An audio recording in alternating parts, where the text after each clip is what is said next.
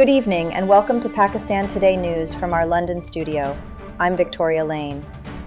We begin with developments from Washington, where former U.S. President Donald Trump has stated that the United States will not use nuclear weapons in the ongoing conflict with Iran, emphasizing that such weapons should never be used by anyone.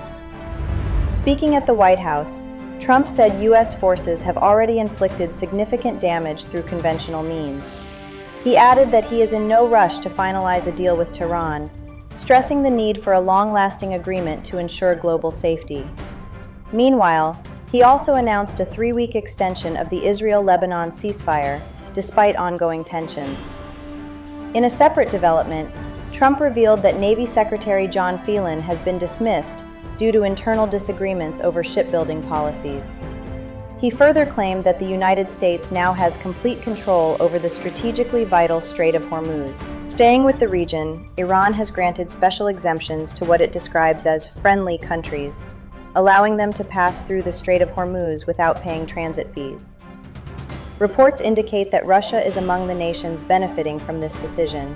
Iran's ambassador to Moscow, Qasem Jalali, confirmed that the exemptions are currently active, but could change in the future. He added that Tehran is using these measures to support allied nations amid rising geopolitical tensions.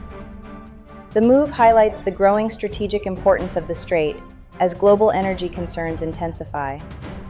Now to Europe, where EU Foreign Policy Chief Kaja Kallas has stressed the importance of including nuclear experts in any negotiations with Iran. Speaking ahead of an EU leaders summit in Cyprus, she warned that excluding technical expertise could lead to a weaker agreement than the previous Joint Comprehensive Plan of Action. Kallas also emphasized the need to address broader concerns, such as missile programs, regional conflicts, and cyber activities.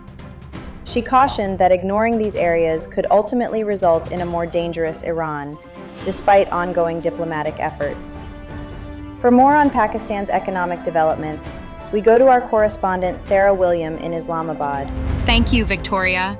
The State Bank of Pakistan has confirmed that the country has repaid a total of $3.45 billion in deposits to the United Arab Emirates. This includes $1 billion returned to the Abu Dhabi Fund for Development, along with $2.45 billion cleared earlier this month. Officials say the repayments were made to uphold national financial credibility despite ongoing pressure on foreign exchange reserves. While Pakistan was unable to secure a rollover of the facility, support came in the form of a $3 billion deposit from Saudi Arabia. Authorities say these steps are part of broader efforts to stabilize the economy and maintain investor confidence. Back to you. Thank you, Sarah, for that update. In global markets, gold prices are heading for a weekly decline as rising oil prices fuel fresh inflation concerns amid stalled U.S.-Iran peace talks. Spot gold has slipped to around $4,686 per ounce, marking a 3% drop this week after a strong rally over the past month. U.S. gold futures have also declined, reflecting uncertainty over prolonged higher interest rates. Meanwhile, Brent crude prices have surged more than 17% this week, crossing $105 per barrel. The increase comes as restrictions in the Strait of Hormuz continue to put pressure on global energy supplies. In another development, a U.S. Army soldier has been charged with using classified military information to place bets on an operation targeting Venezuela's President Nicolas Maduro. According to the U.S. Department of Justice, the soldier allegedly earned over $400,000 through a prediction platform by wagering on outcomes linked to the operation he was involved in. Officials say the accused misused sensitive information for personal financial gain, which is strictly prohibited. The soldier now faces multiple charges, including fraud and unlawful financial transactions, and could face a lengthy prison sentence if convicted. And finally, back home, Inter Services Public Relations says security forces have killed 22 terrorists during a joint intelligence-based operation in Khyber district of Khyber Pakhtunkhwa. According to the statement, the militants were linked to Indian-sponsored Fitna al-Khawarij, a term used for the band Tehreek-e-Taliban Pakistan. Tragically, a 10-year-old child was martyred during the operation after terrorists opened indiscriminate fire.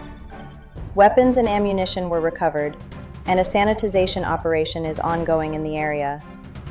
President Asif Ali Zardari and Prime Minister Shahbaz Sharif have praised the security forces and reaffirmed the nation's commitment to eliminating terrorism. That's all for now. You're watching Pakistan Today News. I'm Victoria Lane.